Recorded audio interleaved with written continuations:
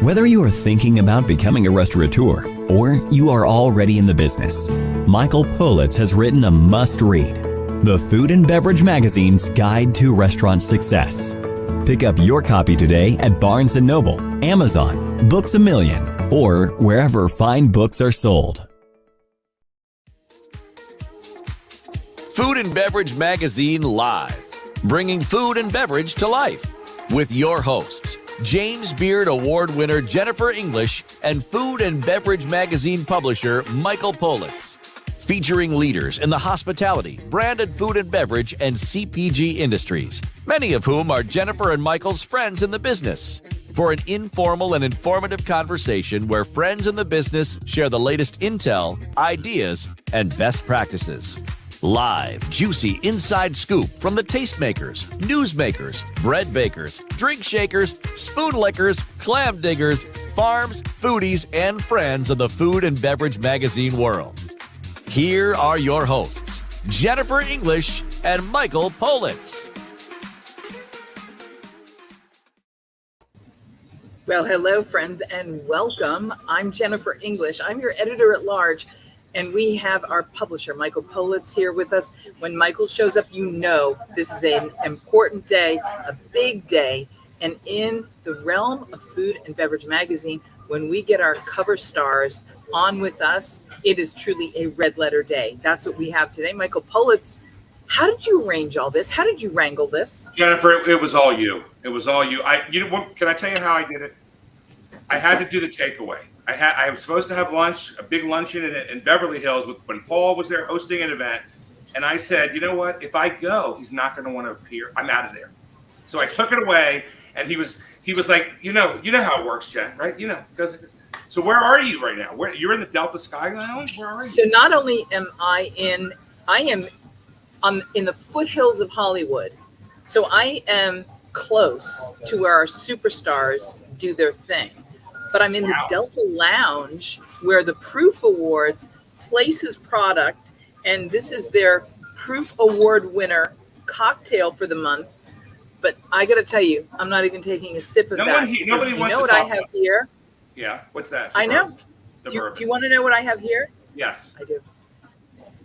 Do you know how hard it is to make something that seems so simple? People drink a great sip of bourbon and go, wow, that's good. They have no idea what goes into it, but what it starts with is an intention. We're going to talk today with Ian Somerhalder and Paul Wesley, and we are going to have a chance to understand where great, not just good, but great spirits are born. They're born with art and intention, and that's what these guys have. Let's introduce them, Jennifer. I can't wait any longer. I feel like my 23-year-old daughter right now. I don't know what to do. How did you meet these fantastic men? Ian, Paul, it's so lovely to have you here with us. Welcome. And I raise my glass to welcome you. And of course, look what we have. We have your goodies. Oh, I love the glass. Paul, you have very good taste. But Ian, I told you before when I saw you, my dad wore hats like that, and I'm just swooning. Cheers, dears. Cheers, lovely. What Paul is drinking actually is our rye. Yeah, I'm drinking our rye, which is not released yet. So that's why it's in a special glass. Ian actually poured it in a special glass. I wanted him to get the nose because we're really, look at the legs. We finally just got this rye dialed in, and it's amazing. Jennifer, thank you for that introduction, and thank you for having us. Jennifer, Michael, we are so blown away to be here with you. And I set it down because my dog was destroying it. But to be with you guys and to have had this interaction with you, we are so beyond grateful. And so let's talk about bourbon. Thank you for introducing it that way. We believe in this. This is our baby. And you know how hard this stuff is. It's been just the most magical journey ever. Jennifer, I'm going to go backstage. I'm going to let you talk the technicalities. You know, we love these guys. Guys, the Food and Beverage Magazine, 100% behind you, whatever you need. He can't even take his nose out of the glass, Jennifer. That's how much he loves this product. Because it's delicious. It's absolutely delicious. Go. Bye, guys. Thanks, man. Tony, can you just show us a quick glimpse of the cover? We've got our fabulous engineer, Tony, on the case. Let's just show the cover of the recent Food and Beverage Magazine featuring Ian and Paul. There it is. Hey, Spencer, will you grab one? Yeah, where is that? So Tony, let's make the guys big. Keep me small the whole show. Nobody wants to see me. Everybody wants to see Ian. That's nice, bro. But I'm going to tell you. Oh, there it is. Brothers Bond. I love that. I absolutely love that. So look at that. Perfect. Boom. It's been there. Just the other day, my dog came in and when she was soaking wet and she was destroying it, so I moved it. So the first thing I'm going to tell you is I've been in this business a long time, and what you've done is twofold. You've made something that's truly irresistible. And irresistible is one of those things that's the hardest thing to do in any realm, in any work of art. This, to me, is as much an art as the work you do in the other part of your life. You are artists, and this is just another fine art that you are practitioners of.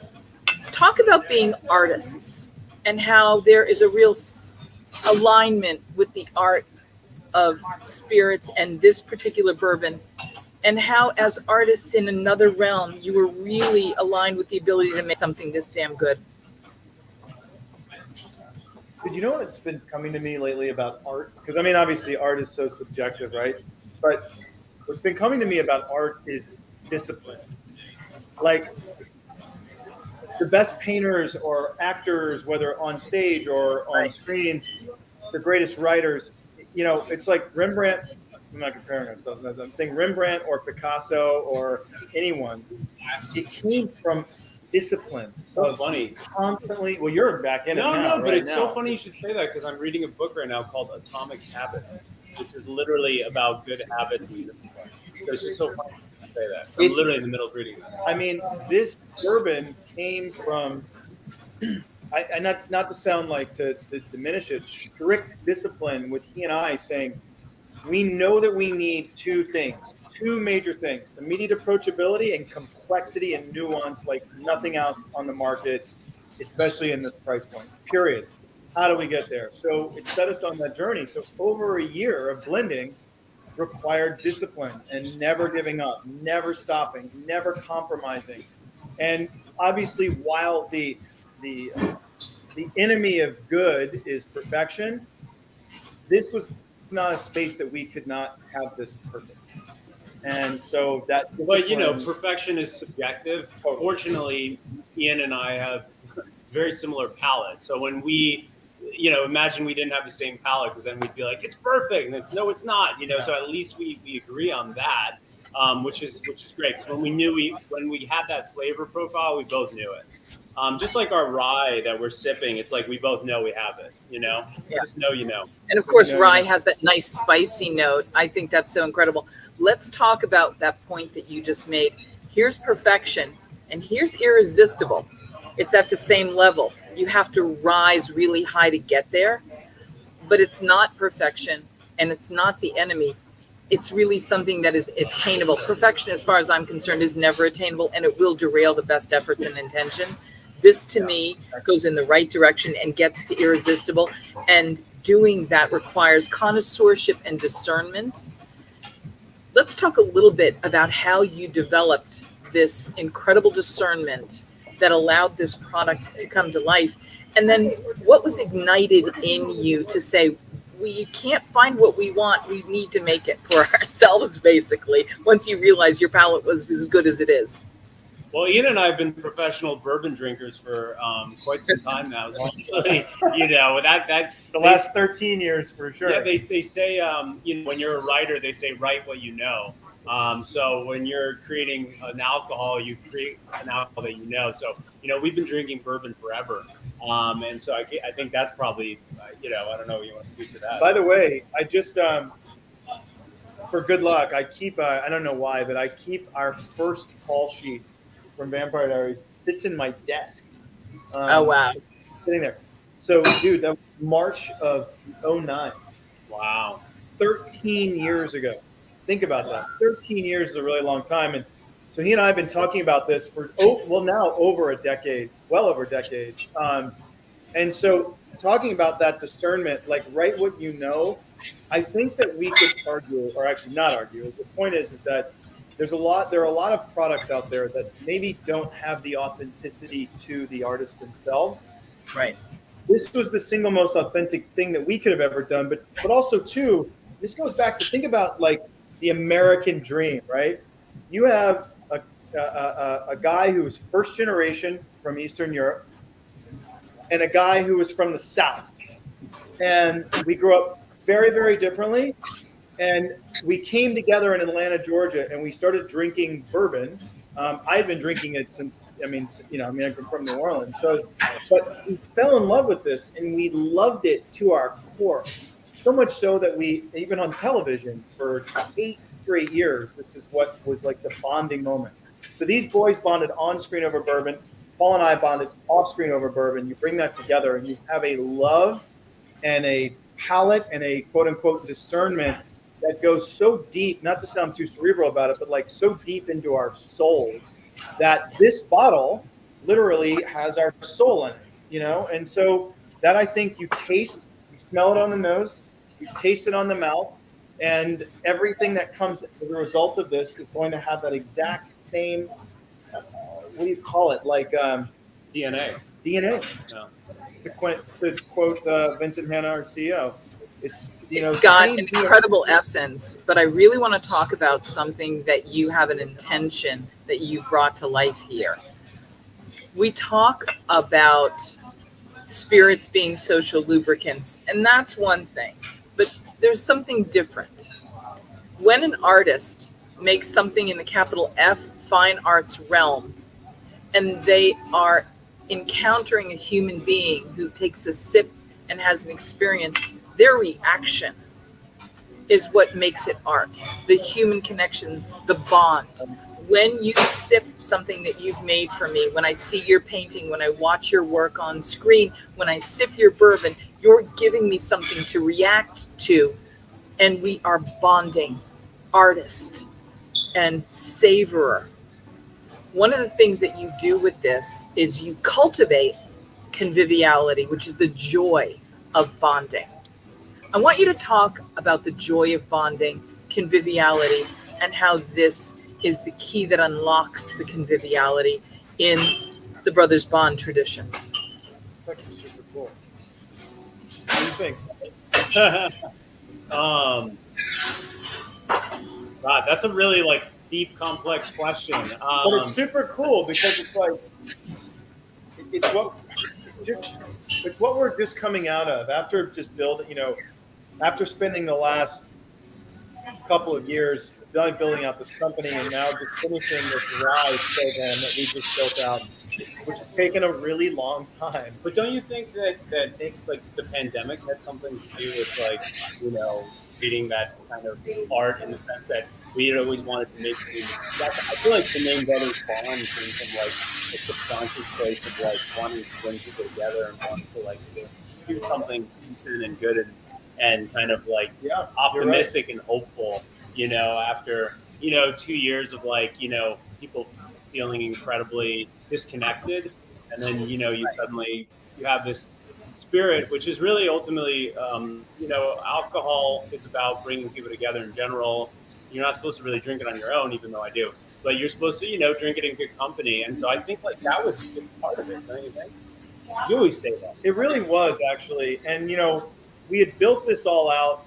This was pre-pandemic, but pandemic is when we really started diving into the nuts and bolts and all the big production aspects, right? All the big financial sides and the production sides and the storage, and like it's pretty major. I think that you're right. I think that we could argue now, or again, sorry, not argue, that right now we need togetherness more now than we ever have. Coming out of post-pandemic, which we're still kind of in, and then looking at what's going on in the world, I think that now is the time for people to come together in good spirit, no pun intended, with good spirits, but to bond. And because that's all we've known. We've known this for a really long time. Paul and I have just been doing nothing but bonding. And so to be able to share that, and for people who maybe didn't like this flavor profile, which I've found very few. I was going to say, I haven't met them yet. Yeah, no, typically it's more about ABV, people saying like, oh, I only drink 100 proof. Well, it's like, wait, well, buddy, let me tell you, try this, and the nuance comes through in such a way you'll think you're not worried about drinking 100 proof, but wait until the 100 proof comes out. This is such a lovely product. I want you to talk a little bit about what your flavor philosophy was in creating it and blending it. How, as with all art, how did you know the painting was done? How did you know the bourbon was this? We knew the size of the canvas. We knew immediate approachability and nuance, and like just exactly what you said, irresistible. So when you know the size of your canvas, you've got to then fill that canvas with what you can. And so we knew we wanted high rye, but you've got to balance that rye out, not just with the sweetness of corn, right? You've got these two small grains that can really play off of one another and create what we were searching for, which is equal sensory proportion. People say, well, what is the definition of that? And the definition of equal sensory proportion would really be that all of those grains are expressed over your palate, but in total balance and harmony. We're not trying to sound like kumbaya about it. You know what I mean? That's literally what you have. And so one of the things why, we're 22% rye, 65% corn, but the wheat and the barley, right now as a company, we keep it a secret. And Jim Rutledge even said, he was so funny. He goes, no, I respect that. It's not going to last, but we keep it a secret because I know Jim's the best, man.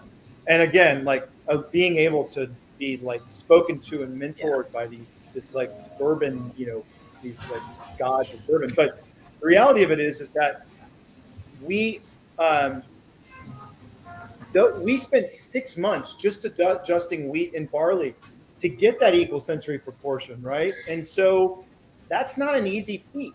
These are two small grains that we spent half of a year just adjusting. Yeah, and on a very simplistic level, I think it was more like we knew we wanted to cater to people like Ian and myself, or you, Jennifer, who do drink bourbon often and understand bourbon and have a specific palate, but also we wanted to cater to people who really have never tried bourbon or have a negative connotation with dark spirits in general. And we wanted them to try it and think, oh, wow, this is really smooth. Maybe I'll drink this instead of, tequila, which is my go-to, right? So it's really about bringing in a new audience as well. Yeah.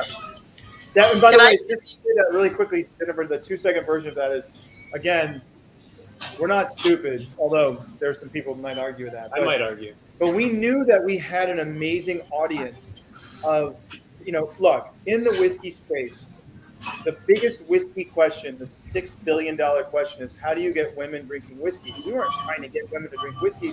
We just knew we had a lot of ears of people, and we wanted them to experience this amazing. And so it was never about coming to the bourbon category to dilute the bourbon category. It was about coming into the bourbon category to build the bourbon category, to introduce new people into the bourbon category.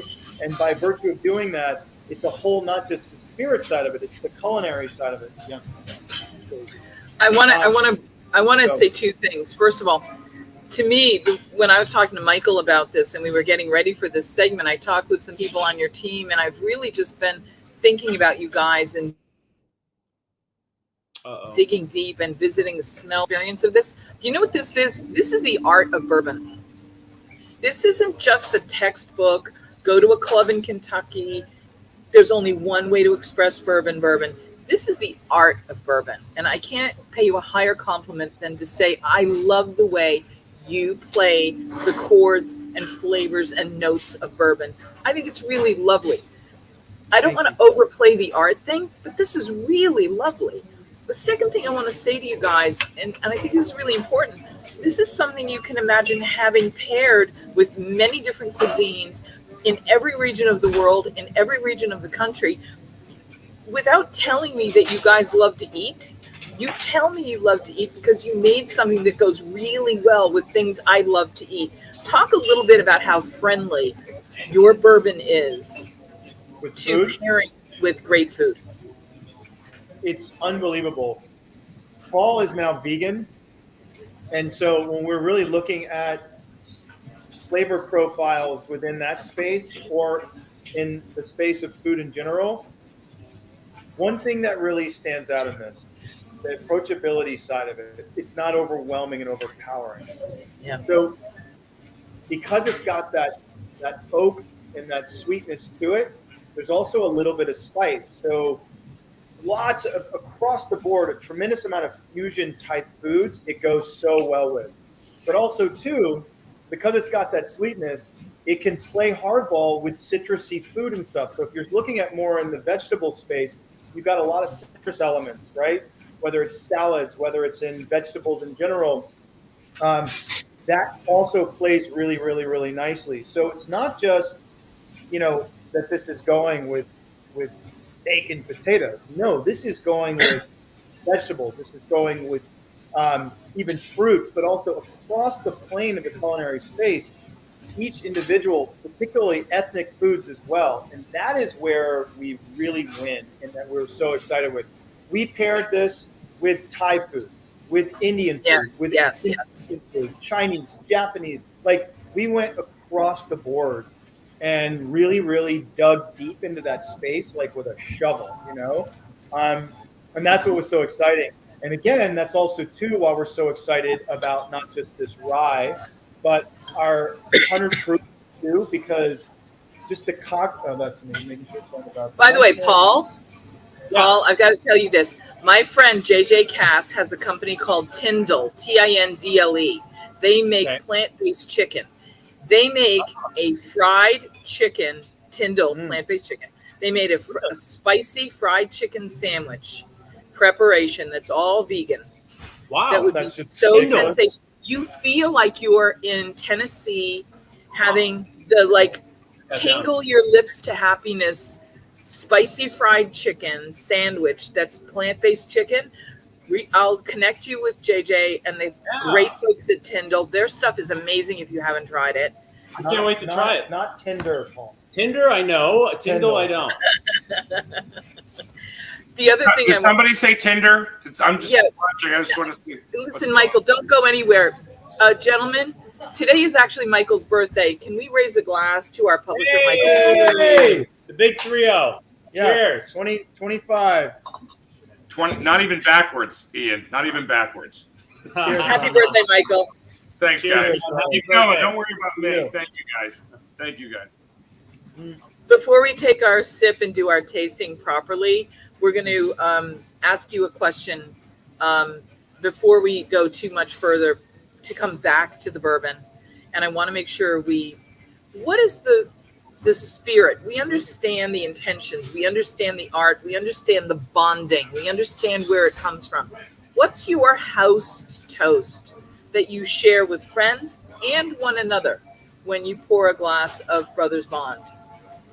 Well, we made a joke about this. There's one of them that is not PG and should definitely not be talked about in public. What are you talking about? But no, there's the toast. What are you talking about? Yeah, no, just like the old ones, like when you're young and stupid. Our house toast, and I mean, it sounds so cheesy because obviously it's not just about brothers, but we're primarily with each other. And so we look at each other and we always toast and we say to brotherhood, because to brotherhood. That's again, it's not just what made our lives so special. I mean, listen, we worked our asses off for this. Let me tell you, being on a TV show for 8 years, people say, oh, the life of these cushy actors. We did 100 hours a week, and I flew 90 flights a year for a decade almost. Like, this isn't like. And let's just go back and tell everybody a little bit about your little show, as you were just saying, because it's not a little show. It was a globally impactful show, and one of the things I want to point out is that it created among everybody who's on with us right now on Facebook, the messages you get, you created a bond with everybody that watched you do your thing. Talk a little bit about the show and talk a little bit about the unique bond that you cultivated in your audience. There's a lot of television shows out there, obviously. I think what's really cool about ours and kind of distinctive is that, a lot of people say to Ian and me that that it really helped them through a difficult time. I think our show is escapism in the best way, in the sense that, people really got to go. It's not a fantasy show, but it kind of is a fantasy show. It's a fantasy show really based in reality.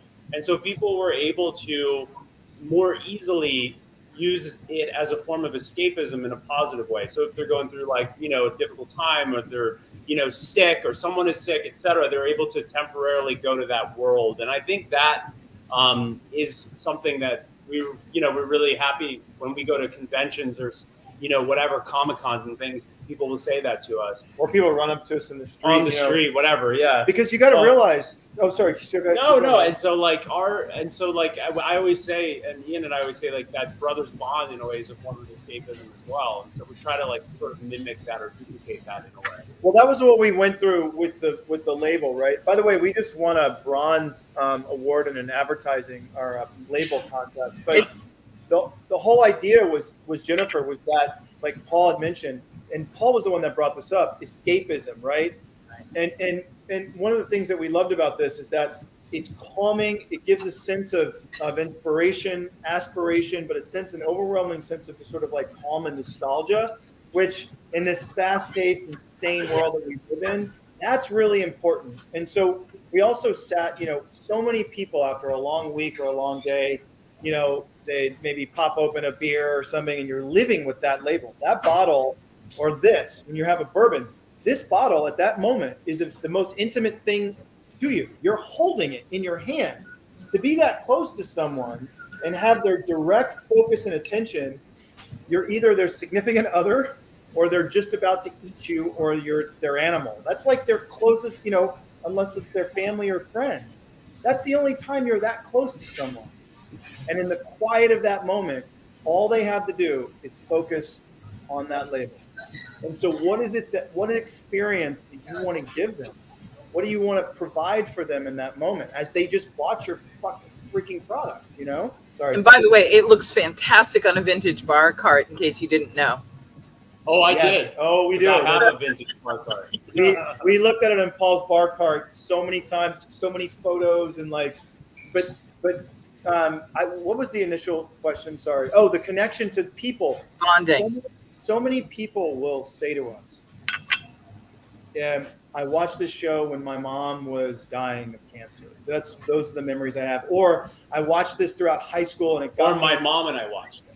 That's what I'm saying. My mom and I watched this together, or my dad and I. Or it closed this sort of parental loophole where kids could start talking to their parents, and parents could start talking to their kids, and it opened people up in a way. Because initially the show was about, it's okay to be different.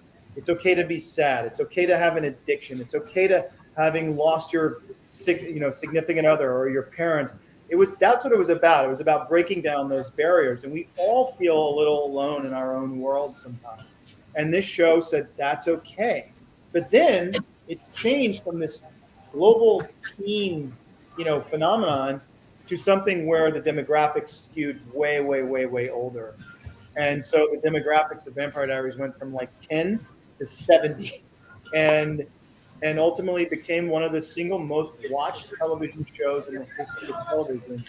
And can I just share with you a perspective that was shared with me when people knew that we were going to be talking to you today? You help people make peace with the differences, make peace with the everything. And being able to make peace with oneself. That's when they're not at peace, when they're warring. Sorry, you were saying something. I know, but your work lends itself to helping people make peace with things, I believe. So awesome. And you're being incredibly generous with your time. I am so thrilled that we're here in your private saloon in the Brothers Bond. We can't avoid the topic of bond as its roots in bourbon, bottled in bond. Bonding has a very assuring quality about the quality of a spirit. And I want to suggest that if we really were great human beings, we would use the bond that you two demonstrate in your friendship, in your collaborations, in this product, to being something much more than a locked warehouse keeping things secure. That if things start in bond, as it does with you, and then bottles in bond, as all great bourbons do, that you really give us an example of how we can sip and join the bond. And to me, that is an incredible gift and art. So, to brotherhood. Brotherhood. We're gonna have all your recipes. I am getting so many messages on the back channel. When can we see you in your next project? What's up next for you guys? Where can we? Are you going to start making fantastic sipping shows and cocktail exploration shows and mixology shows and? Crazy. So this guy, Did we do a traveling bourbon show? this guy did. This guy, I'm gonna have a toast to you, my brother. This guy just booked not booked. He is involved in a massive project, which now he is Captain Kirk in Paramount Star Trek, which is massive. So congratulations Thanks, to buddy. him. Yeah, it's super exciting and a different, obviously, demographic in a good way. You know, I mean, I'm 39. You know, so it's like, you know, to play this hero, this true like hero legend, this legend is, I think, something that I'm excited to do for the next chapter. You know, and it's, you know, it's a huge undertaking. No pressure. It's it's huge, and so it's such an amazing thing. I've been raising Nick and I have been raising our daughter for a great number of years, and we've been really focused on building this company. And I haven't been on camera. I haven't been on a TV show in 3 years, and wasn't planning on acting at all for another probably year or so. But I'm so grateful. You know, Paul is like a true artist and an actor, and he's been out there just been busting his ass. And so I'm really grateful that he's like taken on that role he has, because between raising this kid and building this company, I don't know how I would do it. Well, So, also that's what's cool about having. well, there's two of us. There's two of us, right? So, like, you know, if Ian's off doing something, I'll then take more of the sort of the bourbon load, and then vice versa, you know. And so it's kind of nice actually, because you can sort of divvy up responsibilities when necessary. Well, can I tell you, I literally have goosebumps when you said that, because all I can imagine is Captain Kirk's intergalactic Sazerac with the rye that you're producing. Trust me, our rye. Sip well and prosper. Yeah, right. I can tell you now. I gave the bourbon to everyone on the you know, the writers, the showrunners, the cast, and they all love it. So they've all been drinking Brothers Bond. Yes, man. On the Enterprise. Yeah. I love it. I love it. We've It's got to just come up with a great intergalactic Sazerac recipe, though, which of course is the historical drink of New Orleans, and it ties back together to all our bonds. We need like a moon dust. They drink in space. Yeah, right. I know. We need like a moon dust cocktail. You know, something like moon dust cocktail. Jennifer, If we could make an ice cube shaped like an asteroid or something, that would be kind of cool too. Like right in the. Anyway, Romulan rye. That's awesome. Oh my gosh.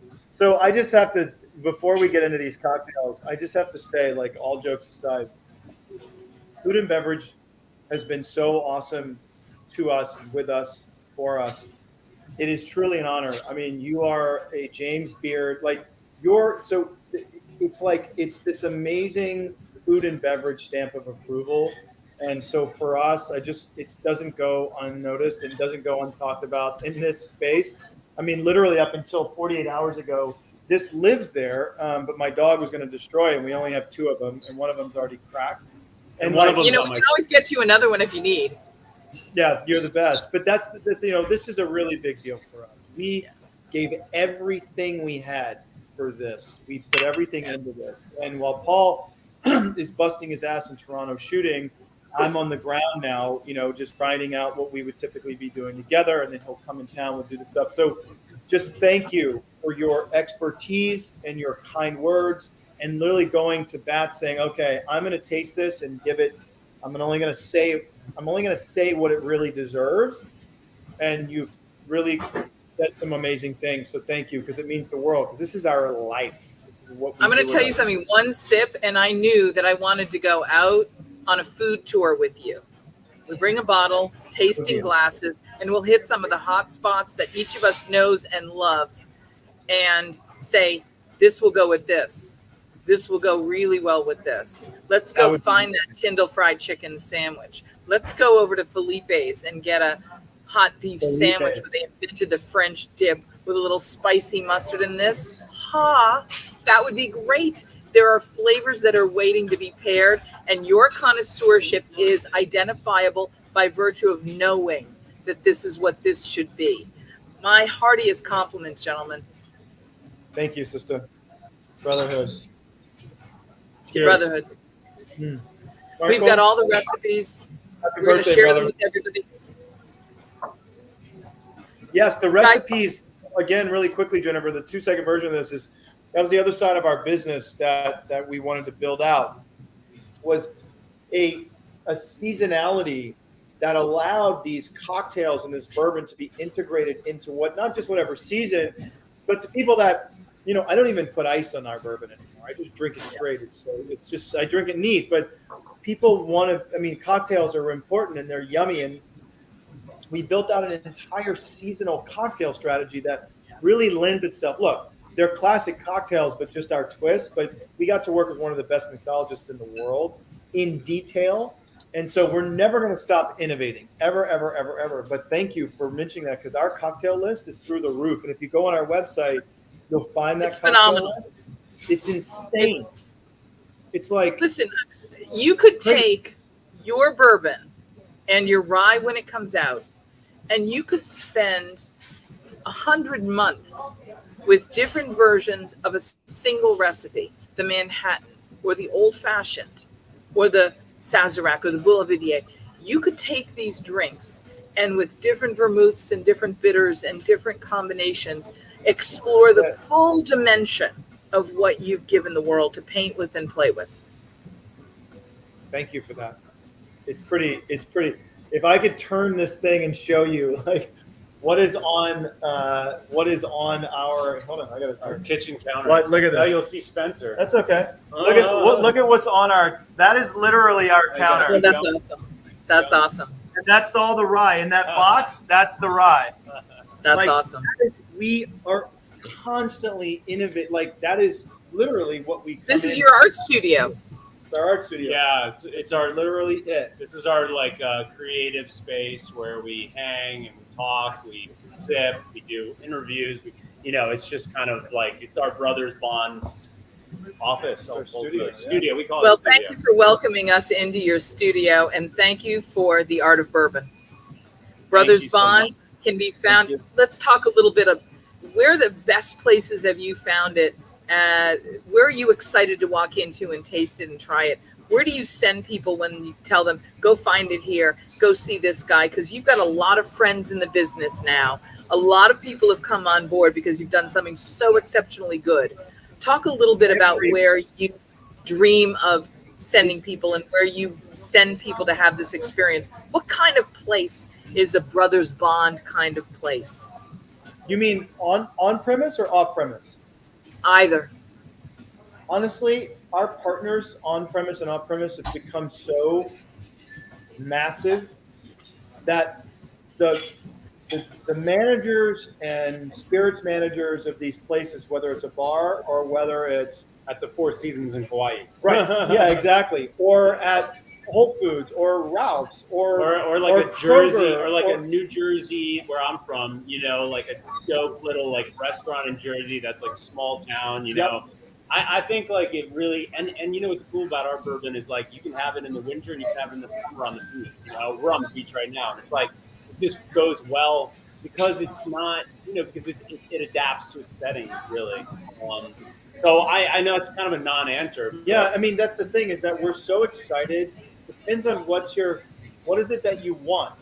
What kind of food do you want, and what store are you closest to? Because we have some amazing partners like even down like in San Diego, there's a couple of big online retailers that do massive business. And then there are some here in LA that is one tiny place, but that's famous because it's on a famous road or been owned by the same people for 90 years. And they went through Prohibition. Like the amount of relationships that we've built with store owners that range from 29 to 90 is really special. And to walk into any place and see that bottle, this bottle, that we gave every single thing we had to get up there is like still gives me chills. It's like all right, where am I going to go in LA? I'm in LA. Where do you want me to go? Where's the one place you say go there and have a sip and you'll really understand the essence of the bond?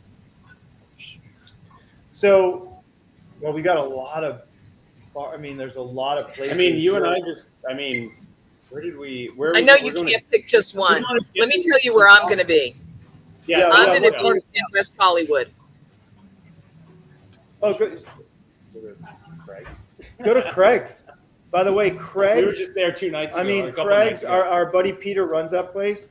Craig's, if you walk into Craig's, it's very old school Hollywood, right? It's old school. It's Hollywood. in West Hollywood, but In West Hollywood, you walk. There's into a great Craig's, bar, killer bar, great outside, bartenders, and inside is all like the cool. It feels kind of like a speakeasy. It's very cool, old Hollywood.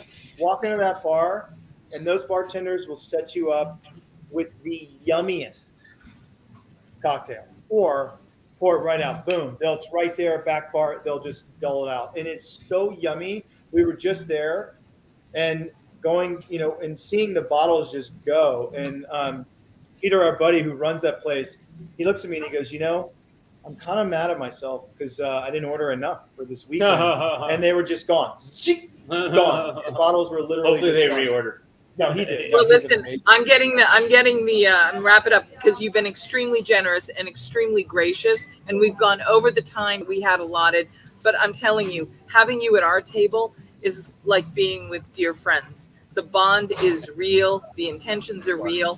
And if you were at my table instead of my being at your table right now, I would tell you I'd be taking a wedge of sweet, ripe, seasonal ruby red grapefruit and garnishing it in this. The little peppery notes and the citrus notes bring out something magical for this time of day because it's still daytime. But more than anything else, I want to say thank you for making this time to be with us, and thank you for the art of bourbon. Please know you're welcome back anytime. You're part of the Food and Beverage family. We absolutely adore you. We wish you all the success in the world as you travel through the universe and around the galaxy, and know that there will always be a place to welcome you home to at the Food and Beverage Magazine family table. Thank you so Cheers. much. Thank you. Thank you for that. Thank you for that. And listen, we had built out we were going to make some unbelievable cocktails. Can we do it now? Do we have time still? Of course you can. Do we have time to do one? Actually, you know what? It's up to you because I'm getting. One. I got to head out. Can we make one? We got 12 minutes. All right, let's make one. Okay. Right, let's make one. All right, so check this out. Riddle me this, Jennifer. What do you think people want to see? So there's two ways to go. Obviously, there's a classic and old-fashioned, which is obviously our taste, of our spin on a classic old-fashioned. Super yummy. We do it with Amaro. Or the Mystic Charmer, which, by the way, is a larger format cocktail. Yeah. It's iced, but it's lemon, honey syrup, ginger ale. The bigger, it's a big, summery, yummy. Yes. So let's do that. Yes. So check this out. The recipe looks amazing, and I read through it, and I know what it's going to look like as you make it. That's going to be something really fun, and it's actually going to show people a couple of techniques that they can use. And if they don't have one ingredient, they can learn and substitute something else. Who is that? That's Greggy. This is Gregory, the most handsome dog. Gorgeous. So check this out, everybody. This is kind of like what is kind of amazing about our drink. So what we're going to do is we're going to do 1.5 ounces of Brothers Bond bourbon for each one, which is the most important ingredient. I know you got to go, little brother. So No, we don't have to go. We can stay all day with you, but I know Paul does. So here, let me get you in the frame, dog. Oh, it's all good. It's all about the drinks, baby. It's all about the drinks, baby. So check this out, guys. Everybody listening. So 1.5 ounces of Brothers Bond. We're gonna do 2 of them. This drink, Yeah, this is my mom's favorite. and we actually ran this through a name generator because we didn't know what to do with it because it was so yummy. And actually, Mystic Charmer came up. Mystic Falls is the town in which Vampire Diaries took place in, which is kind of insane, literally. So we're gonna do 1.5 ounces of lemon juice. So we're gonna do 2 of those because there's 2 of us. Boom. Now we're going to do 0.5 ounces of honey syrup. Now, obviously, Jennifer, you know this. Honey syrup is so easy to make. It's equal parts water, equal parts honey. And it 0.5 ounces of lemon juice. You said 1.5. Oh, sorry, 0.5 yeah, ounces. Yeah. 0.5 ounces of honey syrup. It's so simple to do, and it's so yummy. It really changes, and obviously then you have to let it cool before you put it into. And wherever you are, you can get the honey that has the taste of place where you are. So if you're in the Southwest, you can get the mesquite honey. If you're in California, you can get the citrus honey. There are flavors in the honey that really tell you where you are in the world. It's what a great thing wherever you are to make it connected, bonded to your place. I love that. And also, too, just a quick note, you have allergy issues. If you eat the honey within 50 square miles of where you are, if you travel a lot or you're having allergy issues, that can actually really, really, really help. So, what do we have? Okay, so Ginger. We're going to, So we're going to fill these guys with ice, right? This is, again, it's a larger format than you're typically going to be drinking bourbon. But that's, again, by the way, Jennifer, it's about giving people an experience, right? So if you're sitting at the pool or you're sitting by the fire, if it's freezing cold or it's steaming hot, you can sit poolside or fireside with this cocktail. You don't have to hold on to the glass, right? Now, what we're going to do is we're going to put some ice in here. We're going to give this a little good shake. Shaky shake? Yep, just do about 10 seconds. This is such an easy cocktail, and it's so fun. We got our own strainer. We built out all these amazing products, actually. I know it's kind of hard to get out. Guys, you know what's so interesting is as actors, and you take on characters, and you really are artists of the human form, and you are rewarding humans with these expressions and cocktails. How do you see the connection between your work as actor artists and as mixology artists and bourbon artists? Please, I don't pretend to be a mixology artist. Thank God we have an amazing mixologist that we work with together, though, and we all try to create the best. By the way, he's topping this with ginger ale. Topping it with ginger ale. Just for the record. You can do a lemon wheel, or you can actually just do the lemon inside. I prefer to do the lemon side. And actually, that's it. You could stir it, but we don't need use stir it. I don't need to stir it. It's all pretty stirred up. So check this out, Jennifer. Look at this. You've got a large format that you don't have to hold the glass. So, but it's so tall, dreamy. cool, quenching, dreamy, charming. Yeah, mystic. You could have this anywhere. No, anywhere. It matters. You could have this on the beach, or you could have it, in a cabin in the winter. So, yeah. Cheers to you, brother. To brotherhood. Oh, here he is. And we should say Shelby Politz, Michael's daughter, chimed in with her hellos and compliments. Shelby's a big fan of yours, and she joined us today. Thank you. Thank you, Shelby. Michael, thank you, man. No, you guys That are great. looks so We're delicious. behind you 100%. We're behind, and it's not because of Allie, because she makes me be behind people, But we're really behind you because you guys are just nice, and I feel bad that I missed Paul's lunch. I honestly, as you should. But it's your birthday. I forgive you. I'll never miss another lunch with either one of you. Only Appreciate today. that. And guys, I just want you to know, we have such not just respect and gratitude for this publication, but what we've, this the amount of people that, because this is, one of the things about food and beverage is so amazing is you all love to keep the food and beverage side alive, right? So it's really celebrating restaurants and bars and the people making the food and delivering the food and making these drinks, delivering these drinks. That's very much in your core DNA. And so we're so grateful for that, because for us, that's where this lived. So thank you for doing that. You Thank know what you. I mean? It's really, really special. And so, this is like Listen, you guys, it's a service industry. And all the boys and girls in our industry that lost their gigs through COVID, that stuck with it, that have a passion and a talent that they want to stay in this business. And we don't want to have a talent drain. I just want to thank you for recognizing that in their way, they're the ones that cultivate hospitality and conviviality. That is what we experience when we walk in anywhere in the world. This is part of the food and beverage family. And I really want to thank you for honoring all of them by being here and sharing this with us. Thank you. Thank you, guys. Jennifer, can they be your brothers too? Are you part of their brotherhood? Listen, I should be so lucky. All right. Thank you guys so much. Thank you, Cheers, Gentlemen, everybody. cheers. Thank you. It's your brotherhood. Great Thank chatting. you. Happy and let's birthday. do it again. Thank you, yeah? Jennifer. Thanks for your expertise and passion. Thanks, guys. Bye-bye. Thanks, man. That was freaking fucking awesome, Michael.